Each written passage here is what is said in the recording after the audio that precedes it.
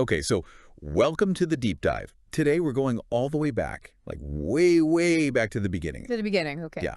We're diving into the story of Adam and Eve. Adam and Eve, all right. This is, the first man and woman, according to, well, a lot of religions, actually. Yeah, huge in the Abrahamic religions. Judaism, Christianity, Islam, they all trace things back to this. Exactly. And we're using the Wikipedia entry for Adam and Eve as our kind of like our main source here. It's actually a good one. It's very thorough. You got the religious texts, you've got historical analysis, you've got like the cultural impact. It's all there. It is. And I think our mission, if you will, is to kind of like unpack this foundational myth, explore the different interpretations, see how it's impacted, well, everything really. It has. I mean, even if you're not religious, you kind of can't escape the story of Adam and Eve. It's just seeped into art, literature, our whole way of thinking. It really has. Yeah. And we're going to try to do it all without getting too bogged down in, every little detail. Yeah, because there's a lot. But the high points, the big picture, that's what we're going for. Absolutely. So let's start with the basics. We're talking about Adam and Eve. Okay. The first humans. The OG couple. Yeah. And the idea here is that every single person on Earth is descended from these two. Everyone. Makes you think about the family reunions, right? Right. But seriously, that idea that we all come from one source, it's powerful. It is. And then there's the whole concept of the fall of man, original sin. Yes. Big in Christianity, not so much in Judaism or Islam.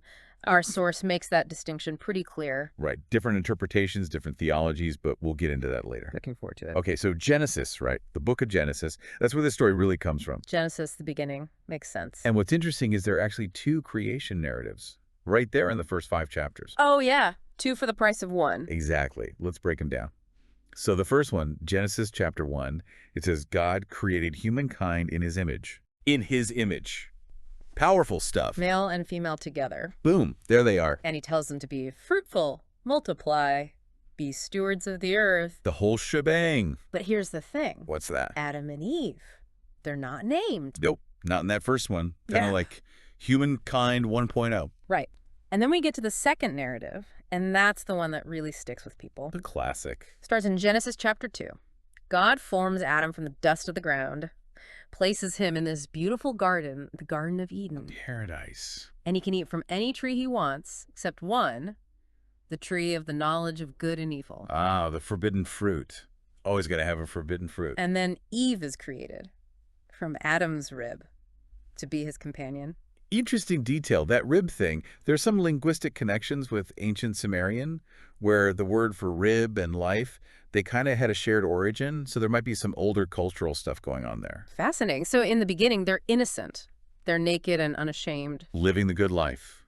Blissful ignorance. But then comes the fall. Ah, yes. The turning point.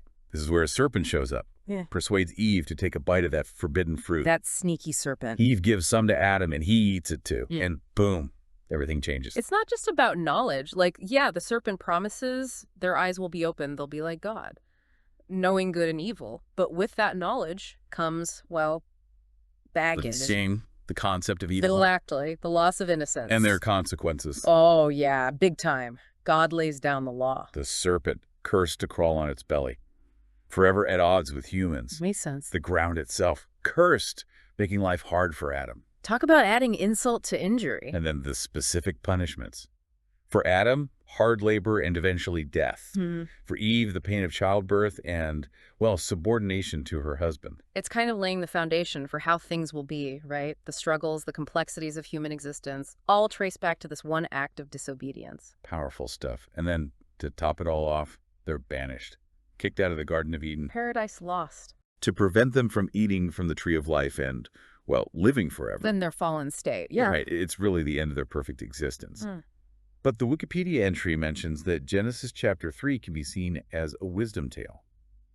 I'm curious, what does that mean? So a wisdom tale, it's not just laying out a history. It's using story, using allegory to explore these like fundamental human dilemmas, these big questions about life. Like what? Well, like the whole dialogue between Eve and the serpent. And it's interesting because in Genesis, the serpent isn't actually Satan. That comes later. Oh, interesting. But the serpent, it questions God's command. And Eve, she even accurately repeats what God said. But the serpent's good at what it does, right? Yeah. It plays on this human desire for knowledge, for more, Totally. Eat this and you'll be like God, it says. Pretty tempting. and then, boom, they realize they're naked, something that didn't bother them before. Self-consciousness sets in, they feel shame, they cover up with fig leaves. And then God shows up. Cue the dramatic music. He asks them what they've done. And Adam, instead of owning up to it, he blames Eve. Classic Adam. And Eve blames the serpent. Passing the buck. It's so human, isn't it? It is. And then the judgments. Yeah, there's consequences for everyone involved. That serpent, cursed forever. A permanent division between humans and serpents. No more cuddle buddies. For Eve, there's the pain of childbirth and this dynamic of submission to her husband. It's setting up some pretty patriarchal structures, that's for sure. It is. And then for Adam, that curse on the ground, meaning he'll have to work hard just to survive. And then there's that death oracle. Dust you are and to dust you will return. Heavy stuff. And the Wikipedia entry talks about how that phrase is structured. It's called a chiasmus. It's like a mirror image. Yeah. Emphasizes this cycle of life and death coming from dust and returning to dust. And ultimately, they're expelled. God says it's to prevent them from eating from the tree of life. Right. They can't have immortality in their fallen state. And those cherubim with the flaming sword, guarding the entrance to Eden. Talk about a strong message. No going back. Paradise is truly lost.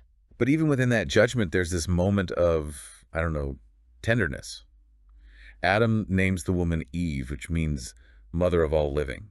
It feels like a spark of hope amidst all the darkness. It does, and God makes them clothes out of skin. It's like this mix of judgment and compassion. Complex, for sure. Okay, so life outside the garden begins, and we get the story of Cain and Abel. First murder. Not a great start to human history. Then Seth is born. And we get this one line about Adam having other sons and daughters. Leaves a lot to the imagination, doesn't it? It does. And then Genesis chapter 5 lays out this genealogy. Adam lives to be 930 years old. Now, that's a long life. But there are also all these apocryphal traditions, like the Book of Jubilees says Cain married his sister, Awan. Oh, wow. And then there's Pseudophilo with a whole list of other kids. It's like people really wanted to fill in the blanks. Makes sense. When you've got a story this big, this foundational, people are going to want more. Absolutely. Yeah. So let's talk about the text itself, the primeval history. The Wikipedia entry says a lot of scholars think it was a later addition to the Torah. Interesting, right. It's like, maybe this wasn't the original starting point. So we're talking about Genesis chapters 1 through 11, and it does feel kind of separate from the rest of the Hebrew Bible. It does. It's like a prelude, setting the stage. And the names, Adam, Eve, the land of Nod, it's all very symbolic. Adam meaning man, Eve meaning life, land of Nod meaning wandering. It's not your typical history, right? Right. And these figures, these places, they don't really pop up later in the scriptures. No, they don't. So some scholars think this whole primeval history was written later, maybe added to the beginning of Genesis, kind of as a way to explain things like, where do we come from? How did the world get this way? An origin story for the people of Israel. Exactly. And there's debate about when that might have happened. Some say 5th or 6th century BCE, others even later, like during the Hellenistic period. Lots of theories, and the Wikipedia entry lays them all out. It does. Yeah. Now, this story, it's had a huge impact on, well, pretty much every major religion. Oh, yeah. Adam and Eve, they're everywhere. So let's look at how Judaism, Christianity, Islam, and even some other traditions, how they all see this story. Let's start with Judaism. Okay, so Judaism, they acknowledge both creation accounts right off the bat. And then there's the Midrash Rabbah, which is this collection of rabbinic interpretations. They suggest that in the first narrative, when God creates them, male and female, maybe Adam was originally a hermaphrodite.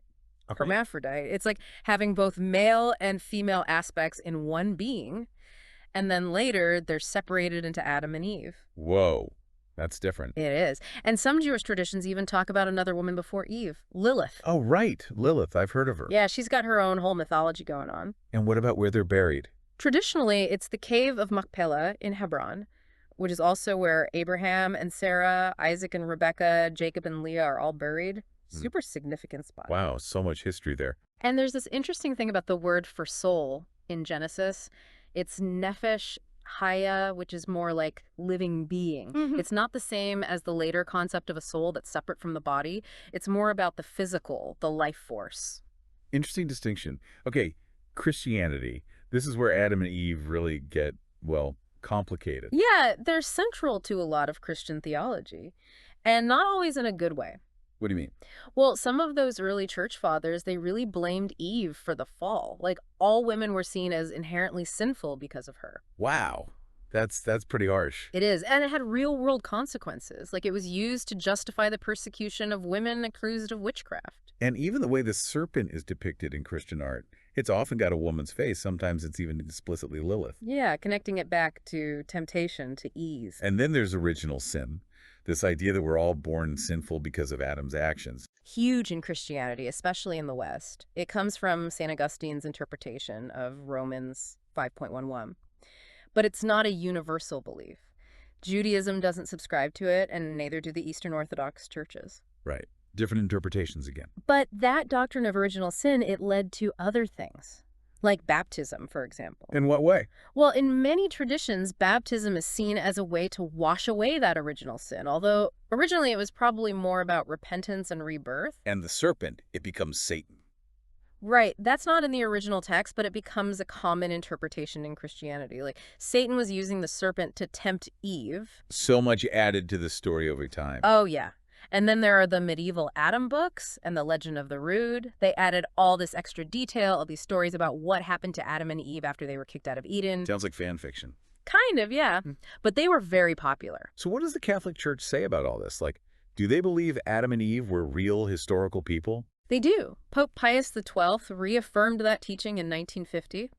But it gets interesting, because he also said that believing in evolution isn't necessarily against Catholic doctrine. So you can believe in both. That seems to be the position of a lot of Catholic theologians today. Theistic evolution, it's called. And the Eastern Orthodox, they've got a whole different take, right? Yeah, some Eastern Orthodox thinkers see the fall as this atemporal event. It's not something that happened in our linear history. It's more like this fundamental reality, this condition that affects all of existence. Wow, that's deep. It is. It's like our experience of time and history, it all starts with this disruption, this fall. Okay, so we've talked about Judaism and Christianity. What about Gnosticism? They always have their own spin on things. They do. And with Adam and Eve, it's no different. They often focus on Adam as this proto-anthropos, like the original perfect human. And get this, in some Gnostic beliefs, the serpent is actually a hero. What? Yeah, like the Ophites, they worshipped the serpent, saw it as a bringer of knowledge, a liberator. Totally changes the story. It does. And some Gnostics see Satan's fall as happening after Adam is created, because he refused to bow down to Adam out of pride. Thought he was better because he was made of fire, not earth. Huh. That pride thing, that also shows up in Islam, right? It does. So in Islam, Adam is a prophet, highly revered as the father of humanity. Eve is the mother. They're mentioned in the Quran. And there are different interpretations, of course, but one tradition says they were living in paradise, tempted by Iblis, that's Satan in Islam, to eat from a forbidden tree. Sounds familiar. And then they're sent down to Earth on separate mountains. Later, they reunite and have kids, including Cain and Abel, who are called Qabil and Habal. Okay, so what about original sin? Nope. Islam rejects the idea of inherited sin. Adam and Eve, they repented and God forgave them. Each person is responsible for their own actions. Makes sense. And that thing about Iblis refusing to bow to Adam, huge in Islam. It's seen as the ultimate act of arrogance, the reason he fell from grace. And there's that Swahili version of the story, right, where Adam eats the fruit to be with Eve. Yeah, that's a beautiful one. Eve is tempted, she eats the fruit, she's banished. But Adam chooses to eat it too, so he can be with her. It's about love, about loyalty. Wow, that's really powerful. Okay, last one. The Baha'i faith. How do they see Adam and Eve? For them, Adam is the first manifestation of God. And the whole story, it's symbolic. Adam represents the spirit of Adam, the divine potential in humanity. Eve is his self, the human soul. The tree of knowledge, that's the material world, the awareness of duality. And the serpent, that's attachment to the material world. Okay, so the fall, it's not a literal event. Not really. It's about humanity becoming conscious of good and evil, about engaging with the material world. Fascinating. It's amazing how one story can have so many different meanings. It is, but that's the power of myth, right? It speaks to something deep within us. So let's get real for a second. What about the historicity of Adam and Eve? Like, did they actually exist? Well, most modern scholars see the Genesis creation narratives as ancient origin myths. They're not meant to be taken literally. Right. And that documentary hypothesis, it suggests that the text was compiled from different sources, different traditions. Exactly. And there are parallels with older creation myths from Mesopotamia, like the Epic of Gilgamesh. It's all part of a larger cultural context. And what about Y chromosomal Adam and mitochondrial Eve? How do they fit in? They're scientific concepts. They refer to the most recent common ancestors we can trace through our DNA. But they weren't a couple. They didn't live at the same time. So basically, the scientific understanding of human origins is way more complex than a single couple in a garden. Way more complex. But that doesn't mean the story of Adam and Eve isn't important. It's been hugely influential in art and literature. Oh, absolutely. You've got Milton's Paradise Lost, which is like the classic retelling of the fall. You've got Mark Twain's humorous Diaries of Adam and Eve. And what about that C.L. Moore story? Fruit of Knowledge. That one's wild. It's like a love triangle with Lilith thrown in. And then there's the musical, Children of Eden. And visual artists like William Blake and John William Day. Even C.S. Lewis reenacts the temptation in his sci-fi novel Paralandra. It just goes to show this story has legs. It keeps inspiring people. It keeps getting reinterpreted. So we've covered a lot of ground here. The Wikipedia entry was a great guide, helped us see just how layered and nuanced this whole story is. It's more than just a creation story or a story about disobedience. It's about humanity, about our place in the world, about the big questions we all grapple with. And those themes, they resonate, even today, even with all our scientific advancements. They do. The nature of creation, the quest for knowledge, the consequences of our actions, these are universal themes. So as we wrap up this deep dive, I'll leave you with a thought. If Adam and Eve weren't real, historical figures, why does this story still have so much power? What does that say about our need for myths, for explanations? How do these ancient stories shape us, even now? Something to think about. Thanks for joining us on the deep dive. See you next time.